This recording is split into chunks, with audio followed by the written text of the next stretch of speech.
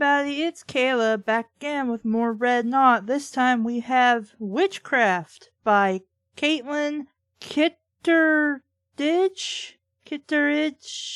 Who cares? I suck at pronouncing names. Best-selling author of Second Skin. If you guys remember from the first of the month, Unholy Magic, yeah, this book is about in the same vein as that. I'm not looking forward to this, but at the same time, maybe it's just as ridiculous world building as that.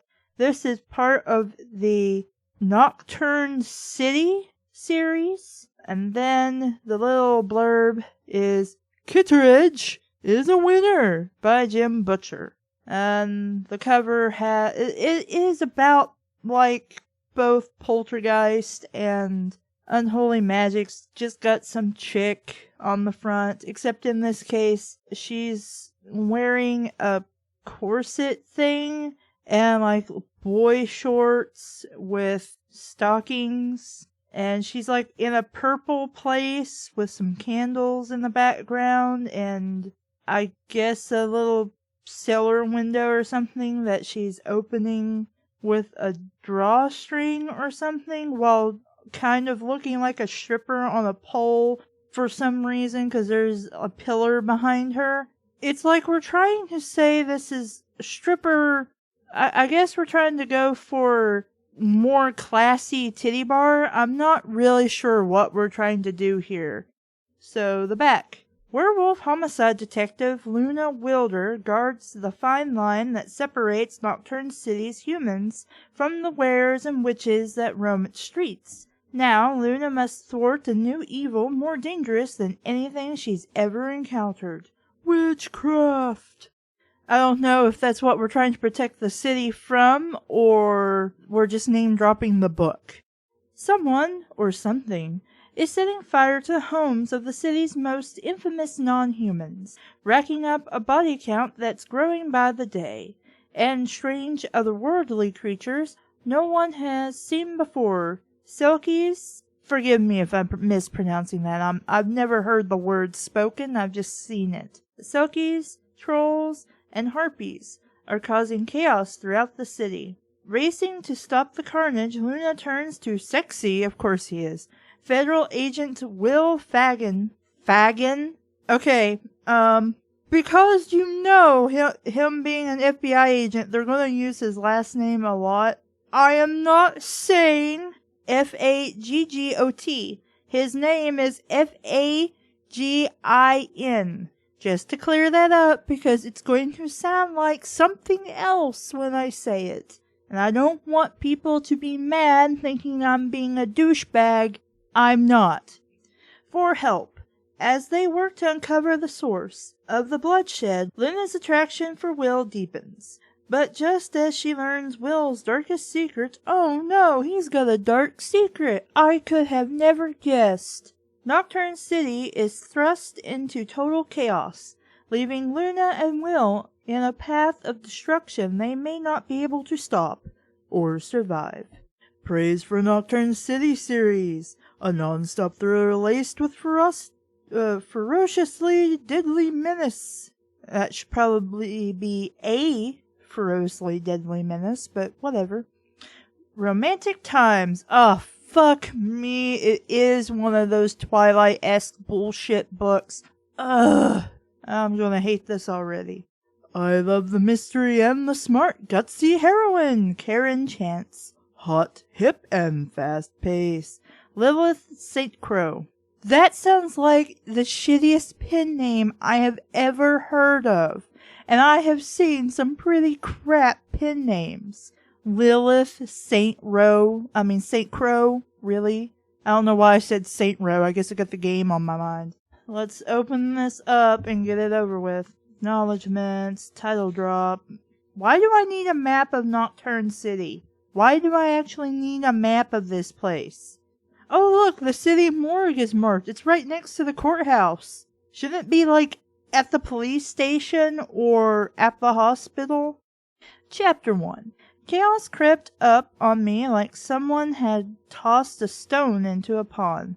I was sitting in a window booth at the DVR diner, shoving a double bacon cheeseburger into my mouth while across the expanse of the red Formica table, Detective David Bryson did the same with a grilled chicken club. I already approve of the heroin because I would love a double bacon cheeseburger right now. I'm hungry. All I have is helper, though. Chicken helper at that, but it's still helper. Cholesterol, he explained, around a mouthful of lettuce and dead bird. Thanks for making something that sounded delicious totally not now. Think you killed my appetite. Doc said I'm going to kill over if I don't cut back on the carbs or calories or what have you. Put me on one of that, Long Beach diet? Shouldn't that be a question since you're not really sure if you got the name of it right or not, but okay. South Beach, I corrected him, taking a pull at my diet soda. Because I have to have a diet soda if I'm gonna eat a double bacon cheeseburger. I never understood that kind of thinking, but okay. Not like I'm a health nut or anything. I'll cram a soda and fat, greasy fries down my throat along with my double bacon cheeseburger, but, you know, if we're going to talk about eating healthy, not to say that you could... I'm not going to get into that because I lived with diabetics my entire life, so, you know, food is kind of something you think about, but not really after a point. But anyway, South Beach, I corrected him, taking a pull from my diet soda. Just because I have a werewolf metabolism doesn't mean I need to abuse it. Oh! Okay, I misunderstood what it said on the back, because on the back of the cover, it says Werewolf Homicide Detective Luna Wilder. You get it, Wilder? German werewolf. Ooh.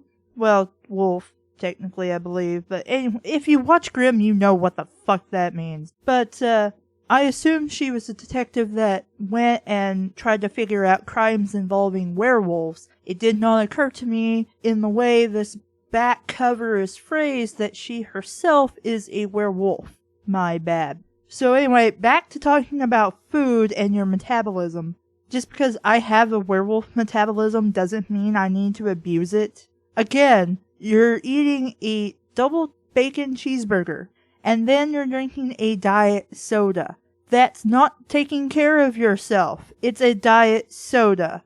That actually isn't very good for you if you drink a lot of it. However you call it, Bryson said, all I know is that in a week, I get to maybe eat a burger once in a while. He regarded his sandwich the way most people regarded a dead pigeon on the sidewalk. My sympathies, I said, and signaled the waitress for a slice of pie. Bryson, you're a dick. Bryson glared at me. The waitress finished writing an order for 2 uniformed cops at the counter and sashayed over. Bryson checked her out. She checked him out. I cleared my throat. I'd like a slice of key lime when you two are done. Crystal, said Bryson, reading the name tag. You ever get down to my part of the city, cutie? Oh my god, what kind of a hit-on is... What's wrong with ever saying, hi, I like you? You want to get to know each other a little better? Or you just want like a one night in the back room? What is wrong with just saying simple things like that? Depends what part we're talking about, honey, she said, batting her heavy fake eyelashes at him. I kicked Bryson on the ankle. Pie, key lime, essential to my continued good health and temperament. A fire engine roared down DVR. I have no idea how to pronounce that. I'm sorry. Sirens going full blast and drowned me out. The waitress cupped her ear. Huh? Key lime! A pair of patrol cars followed, their lights revolving, heartbeat quick. That's an awkwardly constructed sentence. Tires laying black rubber streaks as they took the turn to Hillside Avenue at top speed. Say that one more time, honey. The waitress was still smiling at Bryson. She was brassy-skinned from a spray-on tan and had a red buffant piled on top of her head. I don't know what that is. I'll have to look it up later if I remember. She and Bryson, who was a bull-necked man with powerful arms, a greasy pompadour, and small bright blue eyes would make a cute couple, you know, if you were into that sort of thing. Key and I said, rubbing the back of my neck. I could still hear the sirens, even though they were long gone into the crisp October air. We're hearing,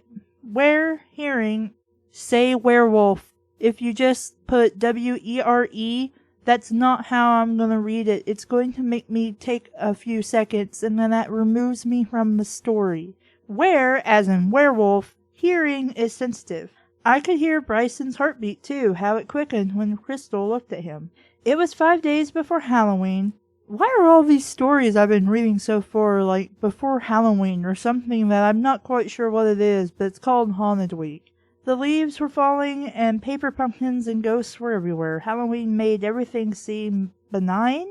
You could almost forget that the real monsters might be sharing a subway car or a cubicle with you. The patrolman at the counter jumped as the radios crackled. The dispatcher blurbed their call numbers and then squawked out 1171, in progress at 107 Hillside Avenue.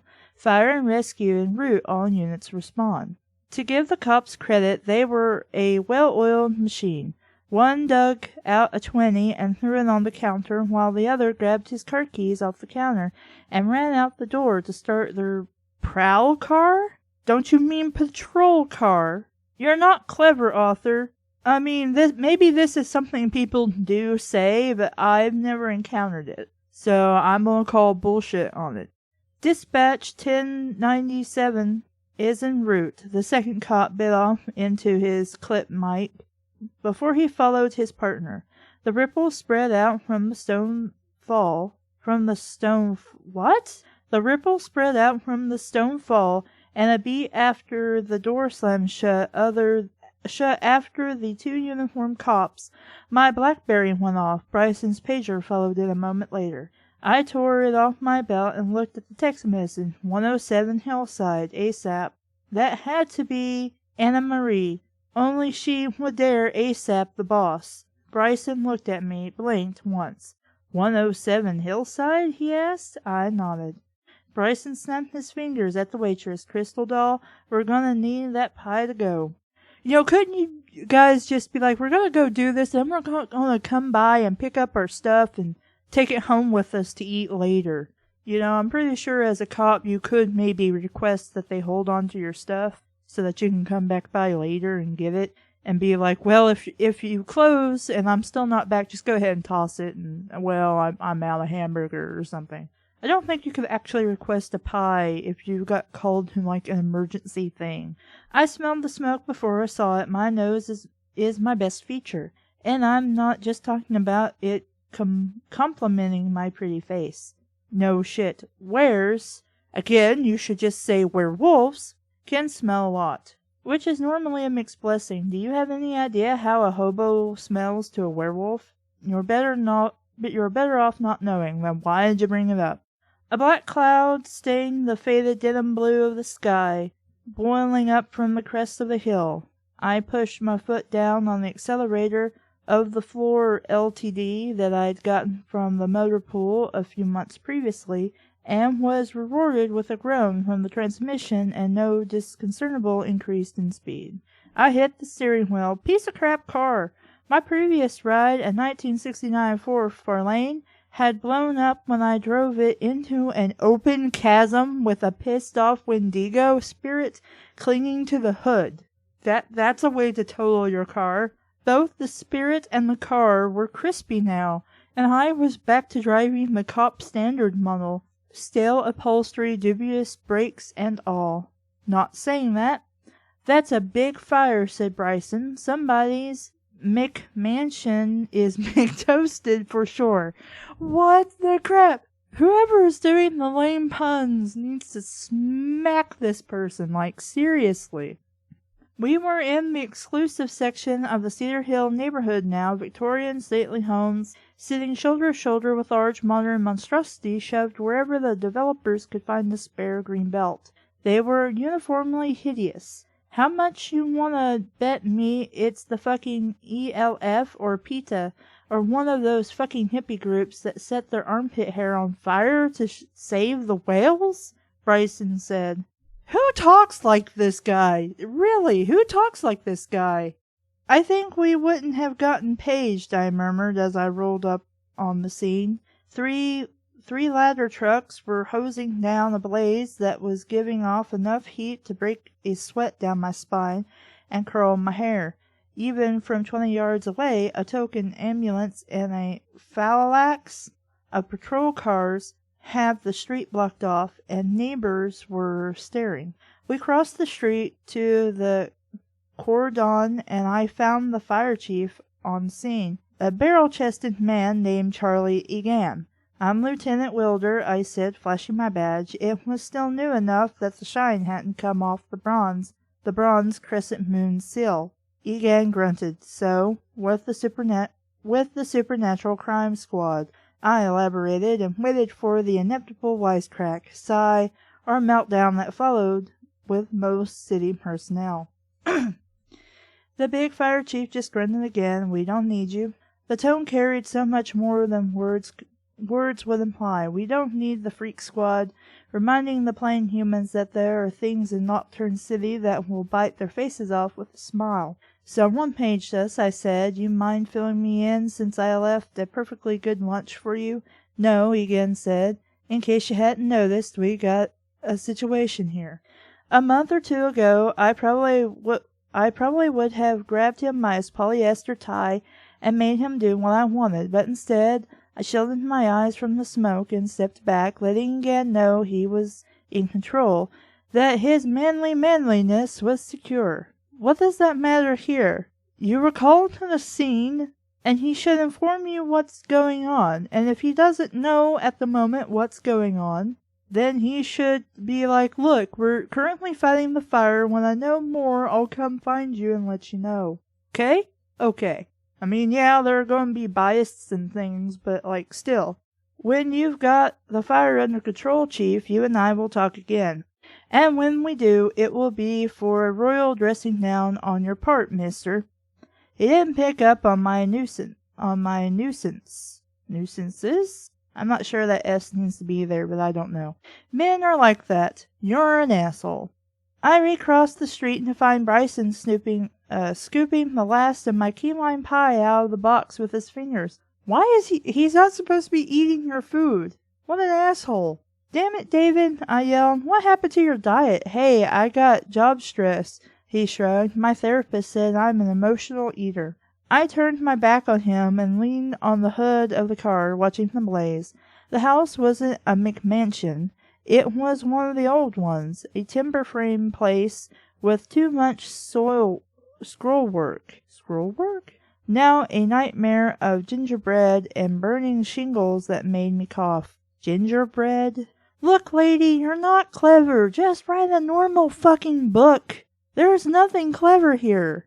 Egan strode around looking important until he realized he wasn't doing any more good than Bryson and me, and stumped over to us.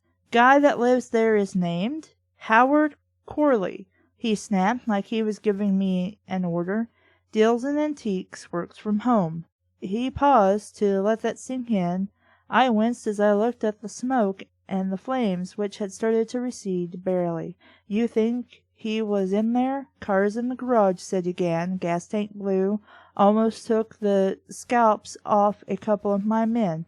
No reason to think he's not." Even if his car wasn't there and you couldn't detect a car or that anybody had been in the house, as firemen, aren't your, as any kind of emergency personnel, aren't you always supposed to assume that there could be somebody in there that needs rescuing? I mean, granted, you kind of need to do your best to, chill the fire out, but I don't know. Anybody who's like ambulance or fireman or anything, if you happen upon my show or watch my show, could you elaborate on what you would do in a situation like that? Because I'm not sure. I wasn't any closer to understanding why Anna Marie had paged me, but I smiled and Egon anyway. "I appreciate it, Chief. Yeah, well, keep your spook squad out of the way if it comes to that." Then again, I sighed and kicked at the concrete, forgetting for a moment I was wearing classy Parada flats instead of my usual combat boots. "Shit," I sighed. The wardrobe that went with being lieutenant of the most hated task force in the Nocturne PD was massively expensive, the headaches even greater. I had better things to do than stand around a crime scene that isn't even ours, or a crime scene yet. I complained loudly to Bryson, hoping Egan heard me. Well, here comes Hotlanta. Why don't you ask her? Hotlanta was Bryson's personal nickname for Anna Marie Marciux. Not sure how to pronounce that. A firecracker redhead who hailed from Louisiana. Then why is she... I would assume she's like from Atlanta, Georgia, given that nickname, but okay. One of the northern parts, with some tongue-twister French name. Well, I kind of figured that out when I couldn't pronounce it. She was tiny and slender and efficient.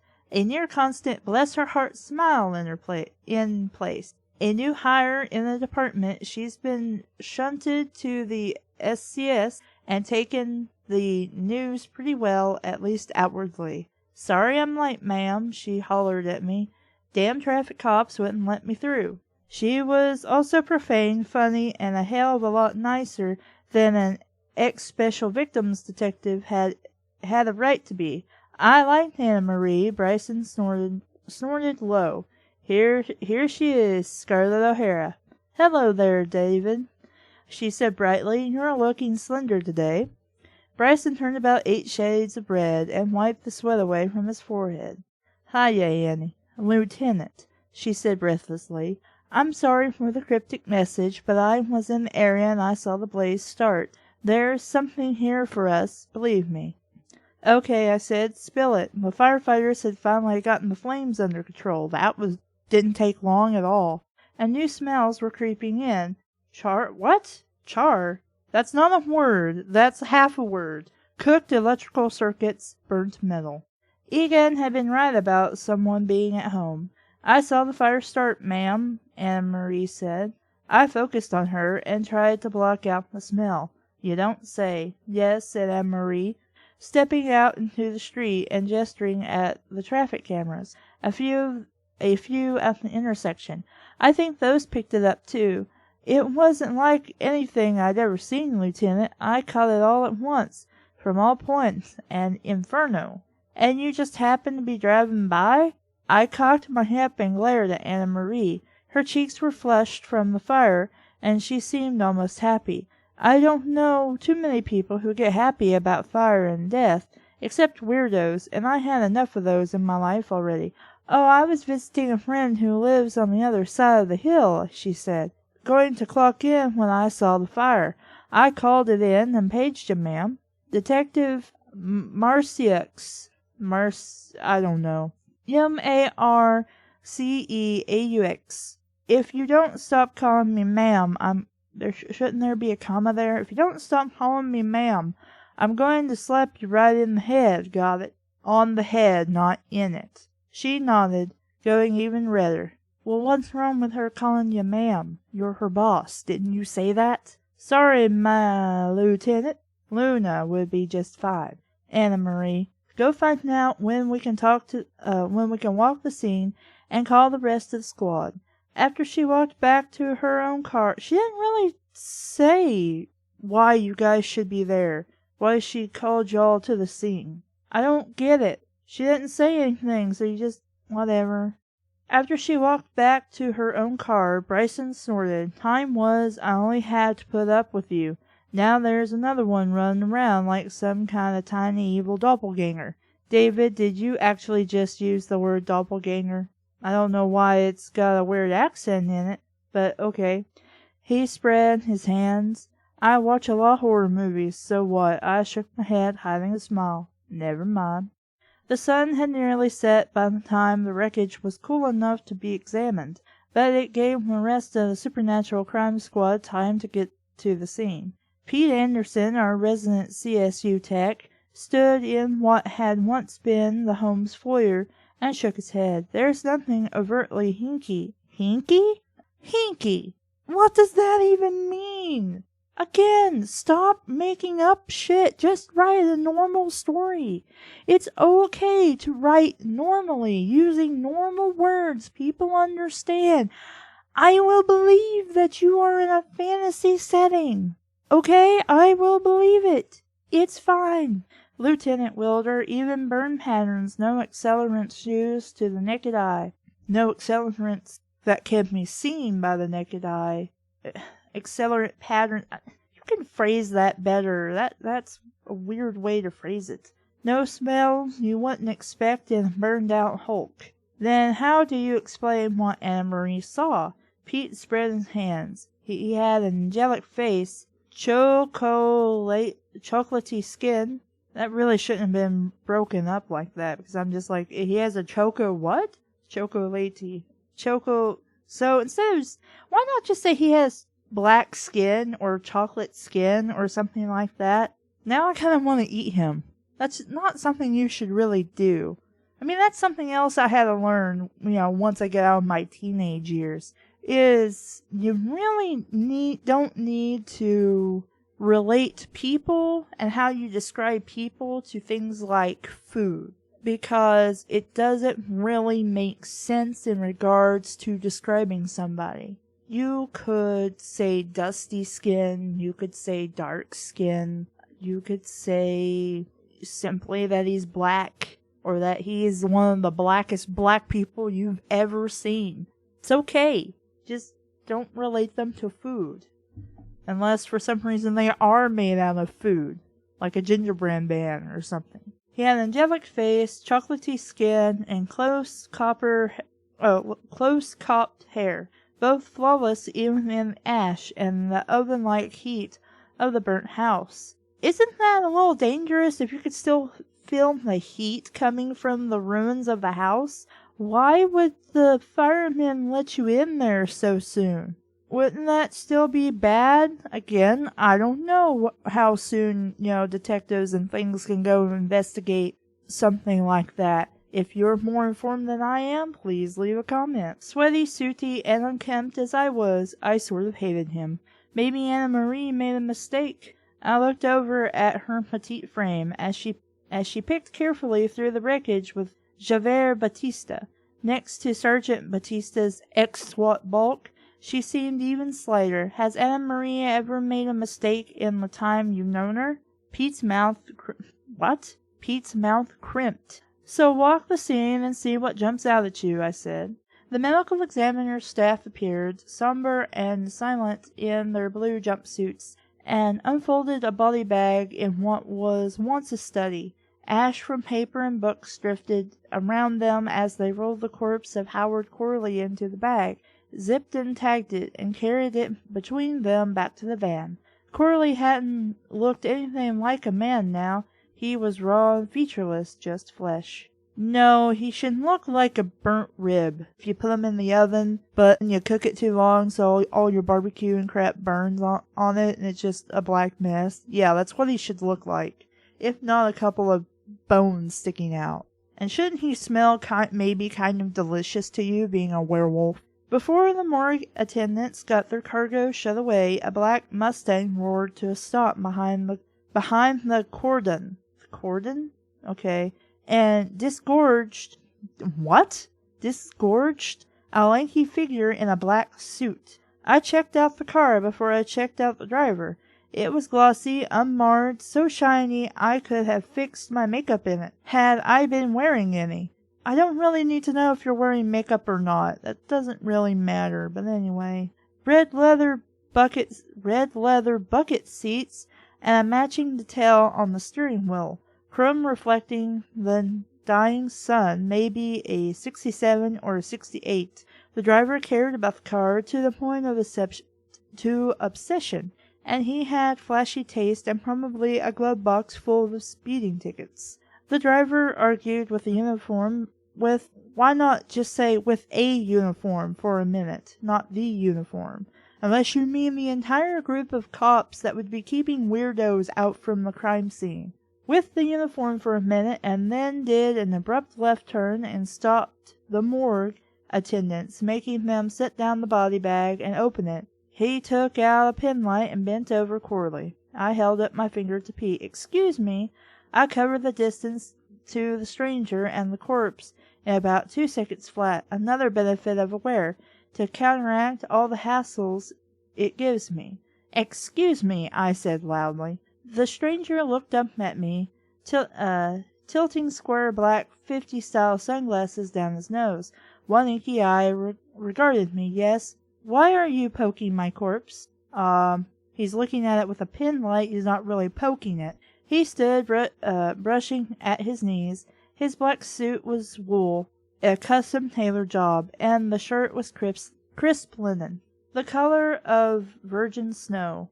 An inky black tie and cufflinks complemented the look, along with a swath of burnished blonde hair swept back from a high forehead. Mid-century hipster with overtones of G-Man. "I'm sorry, I didn't know it belonged to you." You're just a random dude that came onto the scene. Or are you this, lover boy of hers that, is appeared? What's his name? Will. Oh, yes, the guy with the questionable last name that I'm gonna say horribly. Mid-century hipster with overtones of G-Man. "I'm sorry, I didn't know it belonged to you."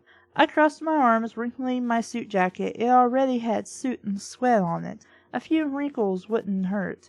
"Cut the smart-ass act and let me see some ID." He blinked. "I'll show you mine if you show me yours." "She's behind the police barrier. I'm pretty sure she's a cop."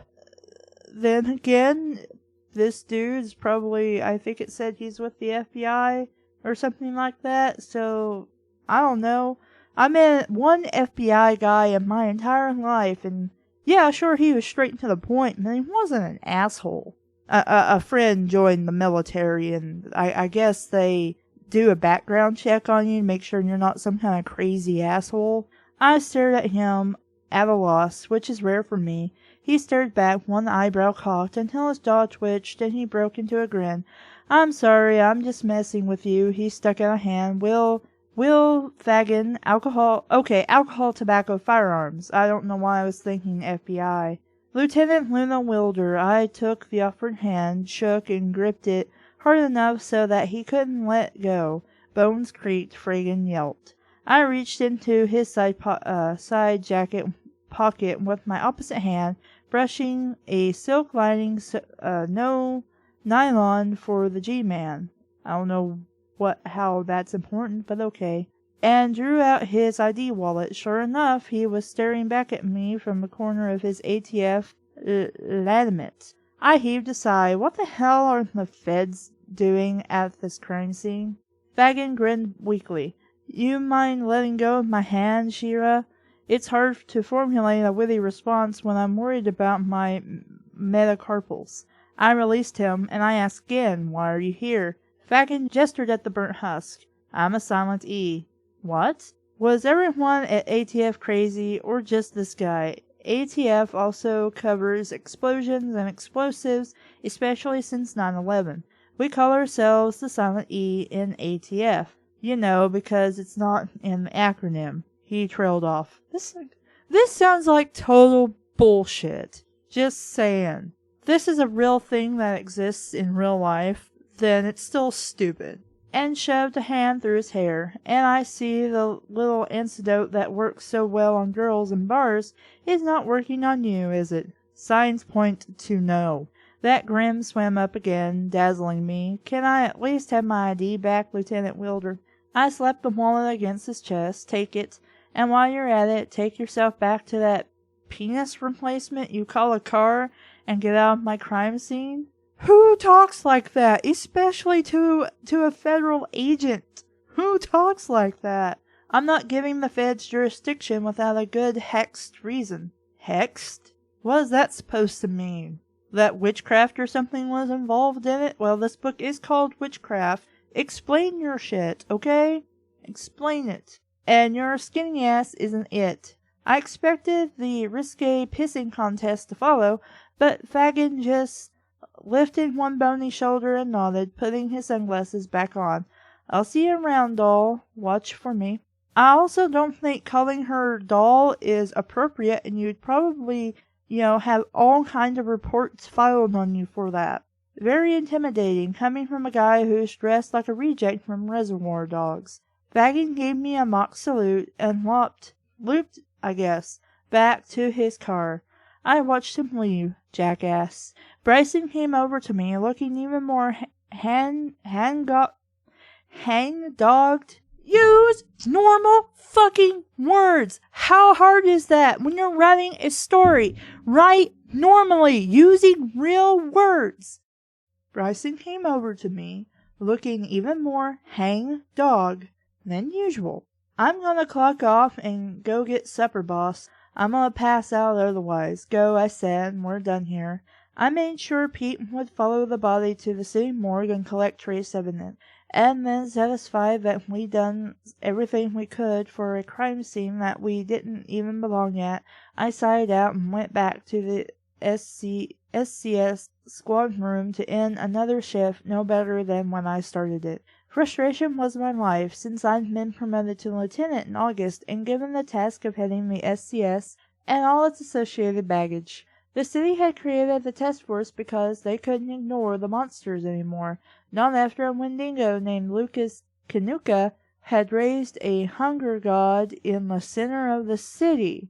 Couldn't ignore Wendigo, couldn't ignore witches running most of the infrastructure from the shadows, demons rising in the slums, couldn't ignore the the werewolf in me, just stop saying where, who was already the were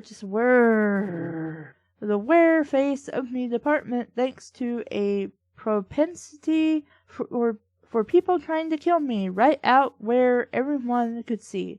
And I couldn't ignore or forget Lucas, who stabbed me in the gut with a silver knife while he was possessed by his hunger god, and later had saved my life. I'd let Lucas go when the department wanted to lock him up, and I sworn I'd never seek or speak to him again.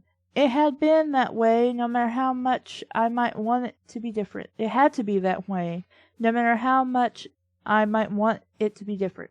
Lucas was a fugitive and I was a cop who was on thin ice, as it was with my history.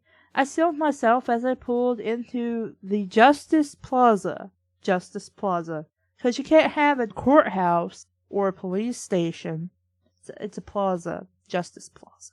The former courthouse that now held the administrative staff and all the major crimes task force, narcotics, vice, special victims, fraud, SWAT. The nice, normal folks got sprawling floors of the turn-of-the-century building all to themselves. The SCS was in the basement. Glory be! I successfully avoided everyone's eyes in the lobby, and took the elevator down, watching the storage level and the parking level tick by before the light finally announced, B.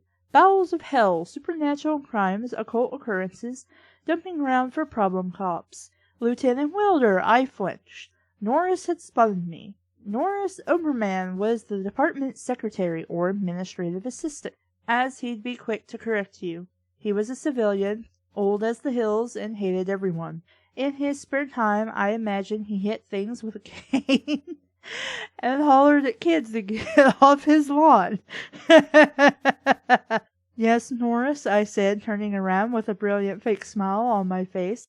Norris was so old school that he didn't even know he was supposed to be an asshole to me because I was female. He was simply perplexed at how nice girls like Anna Marie and me had come to be in a line of work that involved gun-toting and arresting people. You have messages, he said, like that was a grave failing on my part. I forwarded them to your mailbox, and I tried several times to raise you on the cellular telephone, but you did not answer. Was there a reason for this? Department protocol states I cut him off. My phone was silenced. Department protocol states a ranking officer must be reachable at all times during an assigned shift, he scolded, crossing his wiry little arms. Norris proper came up to my neck, and his shock of gray hair came up to my chin. His sweater vest and checkered shirt were, respectively, brown and yellow today, and his tie was green paisley. I'm sorry, I said. I must have forgotten department protocol while I was dealing with a corpse that had been burned over 90% of its flesh. It's called its body, not its flesh. Norris swallowed 2 blossoms of color, springing life into his cheeks. You couldn't just be like, I was on a case, doing busy stuff. I couldn't be bothered with that now because I was on a case. He hated any discussion of dead things. You know when you burn a sausage, I continue moving in closer, and when you cut it open and the insides are all squashy? Norris swayed, swallowing so hard I thought his Adam's apple would pop out of its skin. I dropped him a wink. Thanks for taking my messages, Norris. You have a nice night. He grabbed his coat and satchel and scurried to the elevator. I smiled for the first time since I'd gotten to the fire scene. My messages weren't anything I didn't expect. One from the chief of detectives asking me again for a progress report on my 3 months of running the SCS, which he'd forgotten about as soon as he got to the Scar Club tonight. One from Pete letting me know that he was going to stop at the trace lab and process the evidence from the body, and one from my cousin Sonny. I'm going to stop by and make dinner for you. Grandma is driving me insane. You better not be working late. She hung up without a goodbye, but it was all right. Sonny lived with my grandmother and viewed any defection to spend time with me as some sort of volley in the territorial war we'd been playing out since I was a teenager. I smiled again when I thought about the old brat sitting alone watching TV and thinking up ways to get back at me. The rift between my grandmother and me is simple. She and Sonny and practically everyone else in my family are witches. I'm not, and a shapeshifter to boot. It makes for awkward family holidays, to say the least. I poked at my computer for a few minutes. So wait, if you're not a witch, then how did you become a werewolf? You're not going to explain this in any detail. You're just going to be like, yeah, they're all witches, and I'm a werewolf. I can't cast spells or shit. I guess that's explained in the first book, which, again, okay, you can explain the majority of everything in the first book. But in subsequent books, you need to explain everything we need to know in like a paragraph. And if we like it enough, we can go back and read the other books. I poked at my computer for a few minutes before the quiet got to me, and I went out into the bullpen. 2 detectives were working late.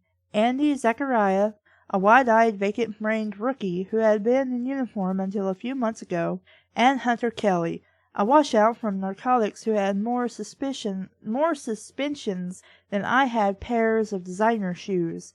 Gentlemen, I said, passing between the empty desks to the charge board. It was pathetically empty, only 3 open cases, 2 of which were simple assaults, where one or both of the participants happened to be a witch or were.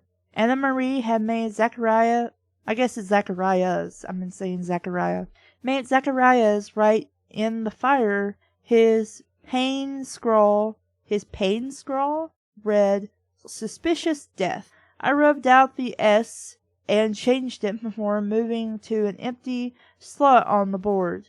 Which S? There are a couple S's in suspicious. Which S did you remove? Hi, Lieutenant Welder, said Zacharias, and then spilled his coffee all over whatever he was writing on. Kelly just grunted. If Bryson was burly, Kelly was simply a grizzly bear wearing a cheap suit. He was younger than me by a few years, taller by almost 6 inches, and wide enough that he overflowed his desk in all of his pro wrestler glory. Don't strain yourself, I told him. The sole reason Kelly was still on the force was the number of busts he pulled in a division where force and little else actually got results from time to time.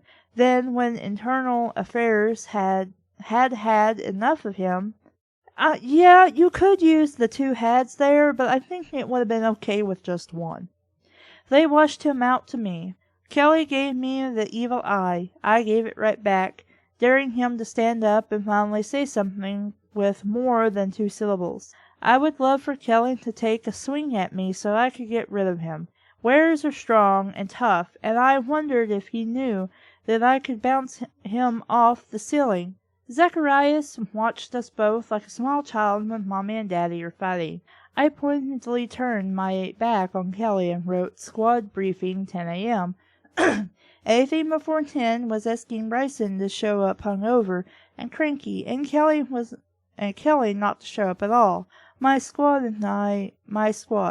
I was so proud. Sonny was in my college when the LTD grumbled to a stop in the driveway, and I extricated myself from its vast interior like Indiana Jones fleeing the rolling rock ball. It's called a boulder, dear. Sonny had recently gotten a new car, a bubble-topped hybrid that she adored. Everyone except me had a car that didn't suck, especially Fagin. Damn him, if I ever saw that guy again, I was going to kick him in the shins just because. I unlocked the front door, stripped off my suit jacket and my shoulder holster, letting it hang from the coat tree with the butt of my new service weapon displayed. In a fit of extreme retail therapy just after my promotion, I had decided that as long as I had a new rank and a new office, I needed a new gun. I traded in my Glock for a Sig Saucer P226. It was very sexy, if you're turned on by that kind of thing, I guess. I didn't need to know that you thought your gun was sexy, and I guess you do various things at night with it that I guess as long as the bullets aren't silver. Okay. A TV cop's gun. I never actually had to use it. In the kitchen, Sonny called. I kicked off the decidedly unsexy paradas and padded toward her voice. She was cooking macaroni and cheese, the sharp tang of the cheddar tickling my nostril. Sonny was a vegetarian, but she made mac and cheese like nobody else. Thanks for cooking this, I started, and then stopped, staring at my cousin. Sonny crossed her arms and glared at me. What? Nothing, I managed. Her caramel hair was swept up and off her face, secured with a silver clip. She was wearing makeup, actual makeup, and a green velvet blazer with jeans that would have cost me easily a few days' pay, plus my lunch money. Is there something going on I don't know about? I said, trying to discreetly rub the soot out of my shirt. Is this an intervention? Why? Said Sonny, as the oven timer went off. Have you done something? What are you wearing? I demanded. You look like, well, normal. Well, normal. Sonny rolled her eyes and pulled out the casserole dish. Gee, outpouring of approval. Thanks. Normally given to pleasant tops, loose skirts, or t-shirts, exhorting me to visualize world peace, natural hair and skin that never saw a dab of cosmetics. Sonny looked fantastic. She was prettier than me anyway, but usually I could ignore that by telling myself she looked like the deranged hippie child of Keira Knightley and Buffy the Vampire Slayer. I'm sorry, I said. I'm sorry, I said, grabbing flatware and placemats to apologize. You look really good. Is that my blazer? You look really good. Is that my blazer? It will be fine, said Sonny, knowing how jealously I guard most of my vintage finds. I'm just going to a late movie. Nowhere with a water hazard or messy food. Shock all over again. You have a date? She nodded, a flush creeping into her cheek. Who with? I demanded. With who? Sonny chewed on her lip while I grabbed a soda from the fridge and served myself casserole and salad. Troy McAllister. I promptly choked on my first bite. Mac? Yes, said Sonny, straightening her spine. That's what I said, Troy. Just as I was about to lay into her for forgetting to mention the small fact of dating my old lieutenant from Homicide, my ears picked up a sound outside the back door of the cottage. It wasn't much of a sound, really, just a sliding of skin along sand. My rental overlooks the beach, and it wouldn't be the first couple I'd rousted from a blanket and a bottle of wine. Wait here, I commanded. Don't think we aren't going to discuss this. She just flapped her hand at me. I ran to the door and grabbed my gun in its holster. Never hurts to be ready. I shut the door silently behind me and killed the outside light. I didn't need it to see, and whoever was down there trespassing didn't need to see me until I was ready. The wind bit into me. It was cold during the night. Gooseflesh blossomed up and down my arm. Again that sound, the hiss of something slick and wet over sand. and along with it, this time, a low burbling of voices in a language that sounded like rocks scraped by the waves. I wasn't dumb enough to call out, not with some of the things I'd encountered during my time in Nocturne City, blood witches sacrificing to their particular spirits, the daemons who roam the mists between worlds, Wendigo feeding on the hearts of the living, and enough nasty werewolves to form my own country club. The moon was half full, and it tugged on my mind as I crested the dune and started down the rotten steps to the beach. I was in the shadows, and whatever was down there was exposed. Point to me. Point to me? What does that mean? The cig was sweaty in my grip. Don't you mean your grip was sweaty?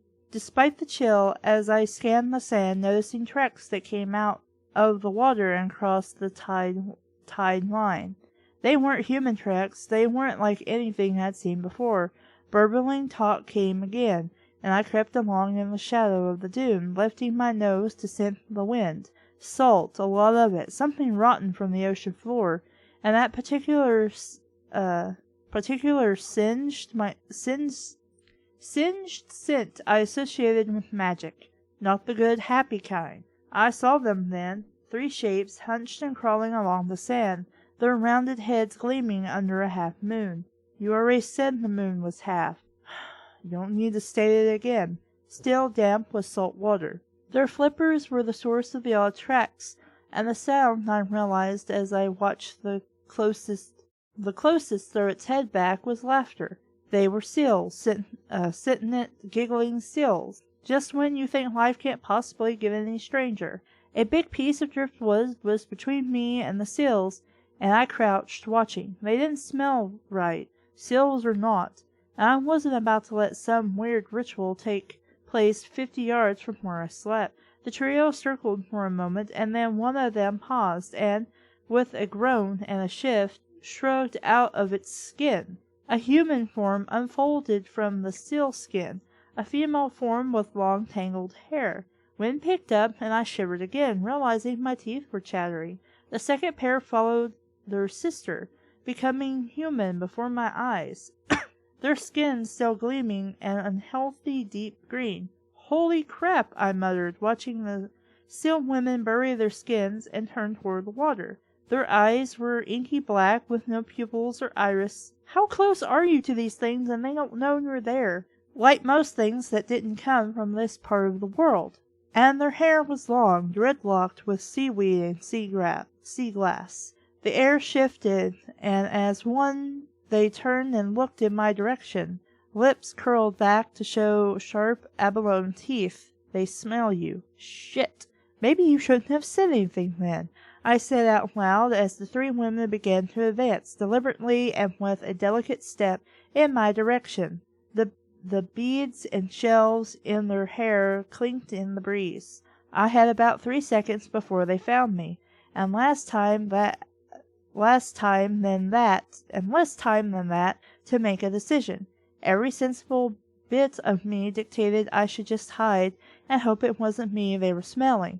But I'm not famous for being sensible about anything, from my shoes to my boyfriends. So I stood up, aiming the cig. That's far enough. They hissed at me and kept coming, one in front reaching for me with hands that ended in sharp, gleaming obsidian nails. Okay, so first instincts aren't always right. I started backing up fast, my finger itching to lay on the trigger of my gun. But they hadn't actually done anything yet except creep me the hell out. I had never killed someone who didn't have it coming, and I wasn't about to start now. The seal woman screeched something at me that made my ears ring and set my teeth on edge. And then she leapt and sprang, fluid as if she were still in the water.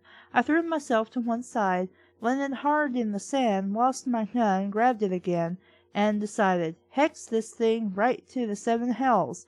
I ran for the house. Oh, so that's a curse word now, I guess. Hex it. Behind me, the 3 seal women gave chase, and I felt cold air on my neck, as one set of claws barely missed my skin. I cleared the steps 2 at a time, and saw the lights from the cottage. Sonny, I bellowed, get your ass out here and help me. There was a sick crack like an old bone snapping, and pain sank and pain sank teeth into my leg. You need to rework that sentence. I lost my balance and fell, the cig skittering away across the crushed shell of the drive. My foot had gone clean through the rotten steps, and jagged wood drew blood from my ankle that gleamed in the low light. Fantastic! Not only had I marked myself as a threat to those things, but I put my blood into the wind. Into the wind. Could I be asking, please eat me any louder? Sonny! I hollered. I'm fine in a close fight with just about anything this side of the netherworld. But there was no way in the 7 hells I was getting close to those things if I could help it. I needed long-range magic. The 3 stopped at the foot of the dune, and at some signal from their leader, all 3 of them sprang, looping up the sand on all fours like they were still in the deepest ocean. Fuck! Fuck! I snarled, low, tugging at my leg. There was a rip, and my suit pants came free. There went $300 straight down the tubes. Why are you paying that much for pants anyway? My actual leg was another matter, still shackled by rotten wood. The pain caused bright flashbulbs to explode in my vision, but my desire to survive was stronger. I resumed yanking, tears springing involuntarily to my eyes as I felt skin of wood grate, slicked with my blood. I could smell it, heavy metal dank with fear. My stomach lurched. I can deal with decomp and stinky gym socks and other wares, but my own blood? Not so much. It's a thing with me. 'Cause that's the kind of thing you mention now just casually when your life is in danger to the reader. The lead perpetrator was on me, and she landed, spraying sand into my face. Noises like stones in a brook bubbled from her mouth. She was laughing at me. Just as I started thinking I was hexed, again, I guess that's a swear word, so instead of saying I was fucked, we're going to say I was hexed. That makes you sound like you're a 5-year-old writing a story. You're going to get in trouble if you say things like penis and vagina. My skin prickled as the air around me changed, electrified. A small, strong hand closed around my shoulder and tugged hard, Sunny's familiar scent and the sting of her magic wrapping around me. She met the seal woman's eyes, and Sunny's were snapping with power as she pulled it out of the aether. Back off of my cousin, bitch. Shouldn't you be screaming this? So shouldn't that be like an exclamation point instead of a period? Sunny's caster was in her other hand. The wooden disc she used to focus her power writhed in energy. I felt my skin begin to siphon off Sunny's power, pulling the magic from my body to augment my were DNA to heal me and help me. Being a path, able to absorb the power of others, the magic I got from the were who turned me, that's also a thing with me. Why is that capitalized? Okay, being a path, able to absorb the power of others. The magic I got from the were who Okay, this is 2 sentences. You need to break it up into 2 sentences and be a little more, explain a little more with the second sentence. Otherwise, it's clunky and confusing. But I understand. Also, don't capitalize thing. Unless you're talking about John Carpenter's The Thing, that's the only time you should capitalize thing. The pain in my ankle lessened marginally, and I jerked it free with the cracking of wood and a spray of blood. Sunny yanked me over the lip of the dune, and I thought we were home free as I felt the crunch of the driveway under my butt. Then a hand latched around my ankle, digging into the wound, and making me yelp all over again. The seal woman snarled, and even though I didn't understand any of what she was spouting, I've been cursed out enough to know it when I hear it. Let go, Sunny cried. I swear to everything hexed, and holy, I'll fry you. I whipped my hand to the left. My cig was still out of reach, but that didn't mean I was defenseless. Should have listened to her, I told the seal woman, and flexed my hand. With a sting, my were claws sprouted from my fingers, and I felt my monster explode into the forefront of my mind. I wreaked my claws across the seal woman's face, digging deep and leaving bloody furrows from forehead to cheek. Being bloody, terrified, and pissed off is prime time for your were to come out. And why don't you just say for your wolf to come out? That would make a little more sense. And I was all of the above. The Seal Woman squealed and fell backwards, clasping her hands over her face. She and her sisters retreated, staying just out of my reach like a pack of hyenas. That was exactly what they were, hungry, hunting predators. I rolled over, grabbing my gun, fired 3 shots into the air. The Seal Women fled back down to the beach and grabbed up their skins, slipping back to flippered hunched shapes as they took to the waves and disappeared. Sunny helped me up, and we hobbled awkwardly back to the cottage, me leaving little dribbles of blood that looked black under the moonlight across the shells. What the hell were they? I demanded, as if Sunny should know everything just by virtue of being a witch. You're asking me? She transferred my weight to the door jamb and nudged open the front entry, helping me in and dropping me on the sofa. Lift your leg up, she ordered. Don't bleed everywhere, because you could will yourself not to bleed out. That's a thing that happens. You don't live here anymore, I reminded her, crabby, and I'm already healing up anyway. That was a lie, but by morning I'd be good as new. Between the speedy regeneration given by the bite and the energy I'd pathed from Sunny, which kicked all of my wear side into overdrive, you'd swear nothing ever happened to me in 48 hours. It's a good thing I don't scar, because otherwise I'd look like Frankenstein. Well, I didn't scar anymore. The worst of the scars was still there, itching even now against my trapezius muscle on my right shoulder. The bite would never go away. I shoved a finger under my collar and scratched at it, feeling the 4 round, rough patches in my skin. Silver also doesn't go away. I had 2 of those, one from a daemon armed with silver rounds in his big-ass gun, and one from a Wendigo silver knife, which you've already explained this, whom I let too close because I was a big-ass idiot. Sunny came back and interrupted my mental catalogue of scars. Here, towel, bandages, antiseptic. She'd done this enough times to know what I needed. You going to be okay? You going to be okay? Just put an R in there, are you going to be okay, so to make that a comprehensible sentence. Yes, people talk like that, omitting words sometimes, but that doesn't translate well into a book. That's why when you try to write accents, it doesn't really work out. I blinked. Yeah, sure, I've had a lot worse. Good, because I'm late for my date. I'd forgotten all about that. You and Troy behave yourselves. No seeking off to make out. The towel whopped me in the face. Grow up, Luna. She flounced out the door, not a hair out of place even after she'd rescued me. Because that's what you do after being attacked by weirdo things from the sea. I'm late to my date after almost getting killed by things we didn't know what they were. So I'm just gonna leave. Fuck you. I cleaned the blood off myself and bandaged up the cut, which was deep. I felt lucky. An inch lower and it would have punched into my Achilles tendon. Maybe it was just a random attack, and maybe I wasn't as lucky as I thought. Briefly, I scrolled through the list of people who had the juice to send 3 supernatural hunters after me. It was a short list these days. Alistair Duncan, a blood witch whom I'd killed, had no more followers who were loyal, and besides, the big daddy of Nocturne City's blood witches owed me a favor. No blood magic user would dare. The Werewolves, whose pack council I'd sent to death row at Los Altos for murder. Pack council? If this is more werewolf crap, you need to explain what this means.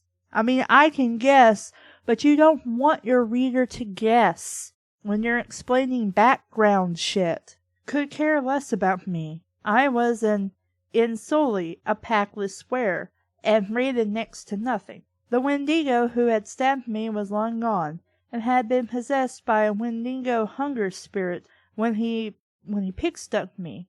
Anyway, when he'd been himself, he'd saved my life, and I'd saved him from the cops. We may not be best friends, but we were even. There was one person, if you could call him that, whom I hadn't heard from lately, who might want something from me. This could just be his sick way of getting my attention after the last time we parted, when I'd ended up owing him a favor. Asmodeus, I whispered.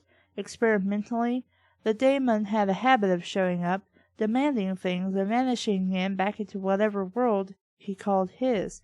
He was, obstinately, among the last of his kind. They called him the Wanderer between the worlds, the only daemon to escape being cast out of our dimension by caster witches, with golden eyes that could look into your soul.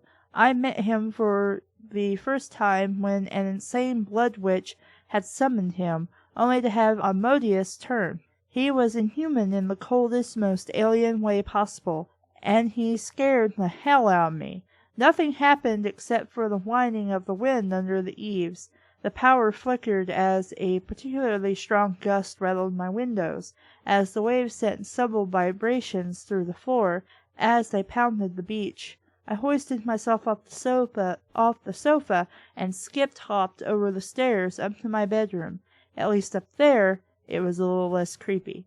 Well, that was 3 chapters of that. I guess I'll continue reading it. I'm not really upset enough to not read it, but it's not all that great.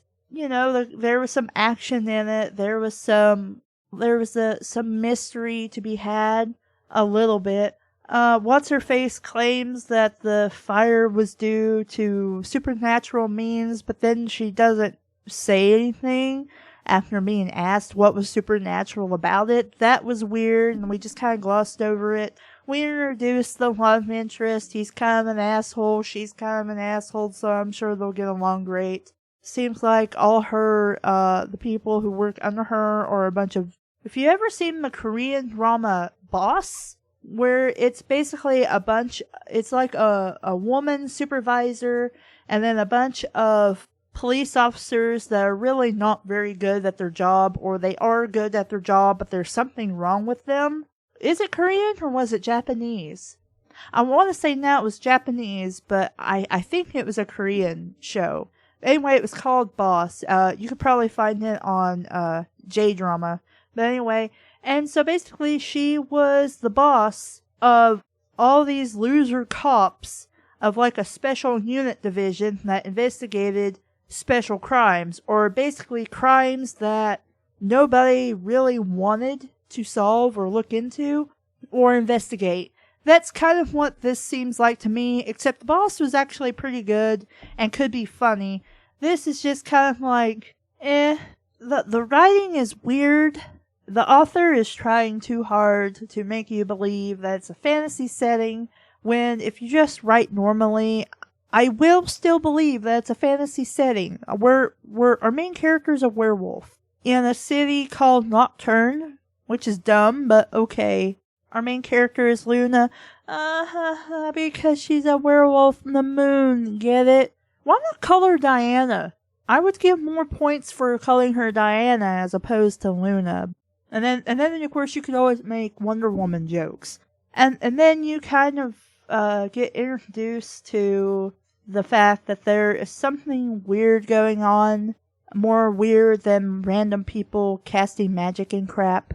Yeah, it's something I'll continue to read, I guess, but it's something more like I just want to know what's going on, as opposed to I'm interested in the characters and what the characters are doing. I don't really like the protagonist. Like I said, she's an asshole, and everything will be fine and dandy by the end of it. Some sentence structure needs to be worked on. I guess really just trying to make the characters more likable than just kind of bland. She's a badass cop woman, so she's gotta be as bland as fucking possible and be an asshole all the time. And when she's not being an asshole, she's complaining about shit and looking at her fellows with disdain, sort of. But maybe not, but kind of. We've only really said we liked one person, and that was the Anna Marie chick. And we kind of liked the other guy. His name was Paul or Peter or something, but he was hot, so that's why we liked him. But not really, because how dare he be gorgeous, sifting through the remains of a burnt-out house while I'm not. And that's really about it. It's not as stupid or rage-inducing as Unholy Magic was, and I liked Poltergeist, and this is a little closer in vein, I guess, to Poltergeist, but it's still on that Twilight knockoff crap, And again, not a book I would have normally picked up, so clearly Mom wanted to get this. Mom picked it up because, supernatural stuff, that means it's going to be good. It's not. So yeah, that was Witchcraft by Caitlin Kitteridge? I don't know. I'm Caleb, and this has been Red Knot. Thank you for listening. Bye!